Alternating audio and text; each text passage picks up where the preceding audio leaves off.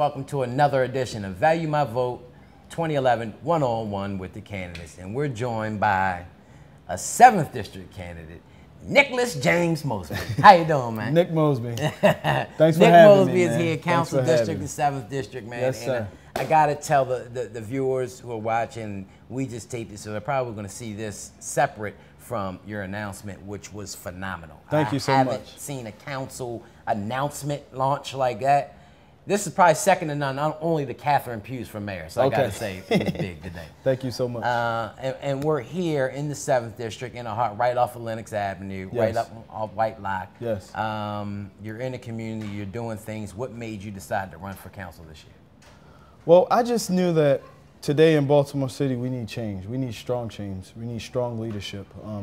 When you look at the current council, you don't necessarily see, the energy, the innovation.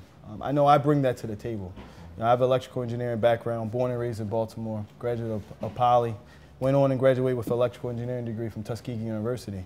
But without the science, I also have the heart and the passion, the heart and soul to know the potential of the city. I know I could be one of those lost souls out there. I could be one of the guys out there looking for jobs. I have friends that are going through so much right now, and I'm blessed to be in the position I'm in. And I want to take everything that I have and give it to those so we can build a better, more collective environment. The have and the have-not days of Baltimore is over. I promise you, if you put me in office, I'm going to shake things up on City Hall.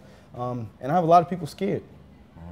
Well, absolutely, because you're bringing it to them. I mean, even the music before you came out, this is our house. This is it was symbolic. Obviously, a reference. Not this is our house, and I live here. Diana Ross, by the way. Obviously, to those who don't know, the Belinda Conway situation is what that was making reference to. So go check that out. Actually, fellow examiner Adam Meister broke that story. But back to you. You have a wonderful backbone, education-wise. You have 2 beautiful daughters, a great wife who introduced you, who says that you promote the city even when you're away at college. What can you promote right now that you can say is the epicenter of Baltimore that we need to capitalize on, and what are 2 of the weaker points that you want to focus on in your run for council, and if you're elected, to focus on in the first 100 days in the council? Well, the one thing that many people don't understand and know about the city, even from our children, because we're not taught that, is the great history of the city. I mean, if they understood and knew the steps that they're sitting on, the streets that they're walking on, the homes that they lived in, the people who have come before and lived in these places. I mean, you'll be hard-pressed to find too many places like Baltimore City with the type of history that we have. So that's number 1. Number 2 is our infrastructure, the homes that we have. As you know, Baltimore was a city of almost 1 million strong at one point. It no longer is that way today because we continue every year have loss and loss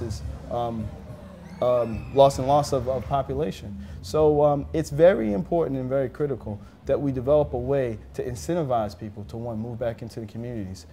And I say all of this without forgetting our children, our number 1, our most precious asset. We have to dump money, we have to dump time, we have to dump energy into our children. As much as possible in a very concentrated effort. And I think that that's our number 1. It's our creativity, it's our history, and it's just the bright-eyed kids that we have running around this city.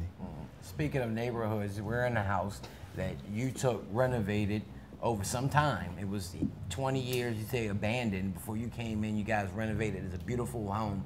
47,000 plus vacant homes in the city of Baltimore. How are you going to tackle that? Well, this was one. If without us here, this would be 47,001 vacant homes in the city. I think it's, once again, you got to incentivize people. Like, why move back into the city, right?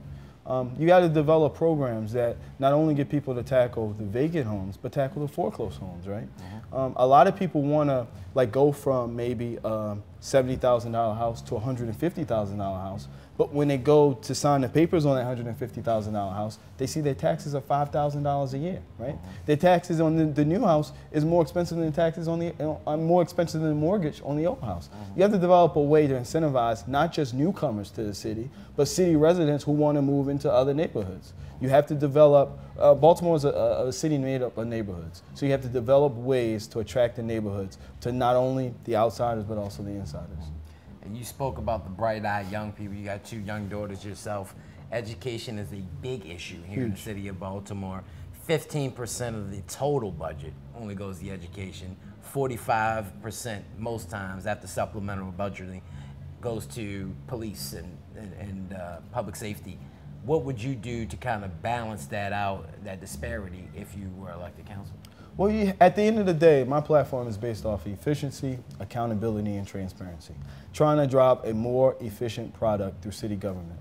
I'm a businessman. I've worked in a business type of setting, mid-level management for close to 14 years now.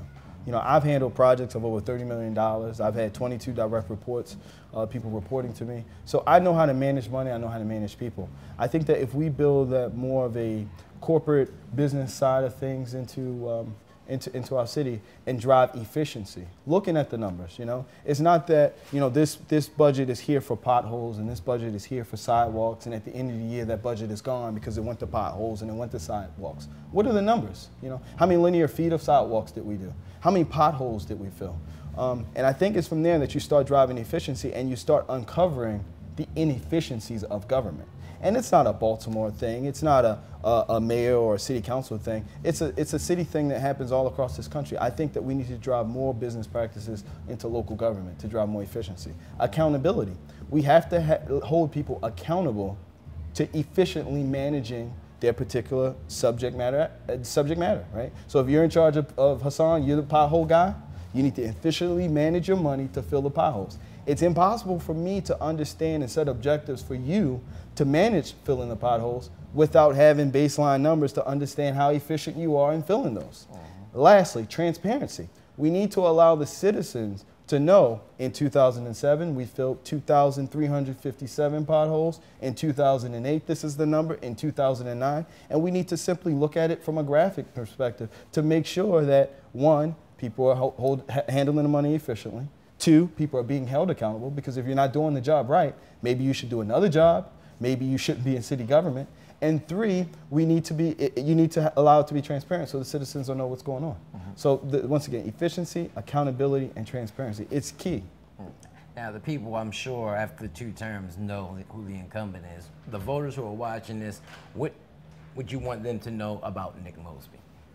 Well, about the person I'm running against, I have no ill feeling towards her. I really like her as a person, as a woman. I grew up in Northeast Baltimore with 7 women.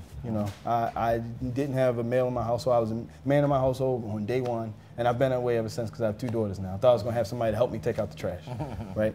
So, when I look at the current councilwoman, I just love her as a person. She's a very sweet person, very nice. She's out in the community. But I just think it's time that we continue to waste time on the potential of the city.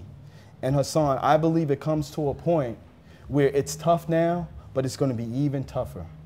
So I think it's truly a turning point in city government where we need to put elected officials in place who can bring that energy, bring that innovation, bring something that's going to take Baltimore from here to the next level. And I know that I'm that guy.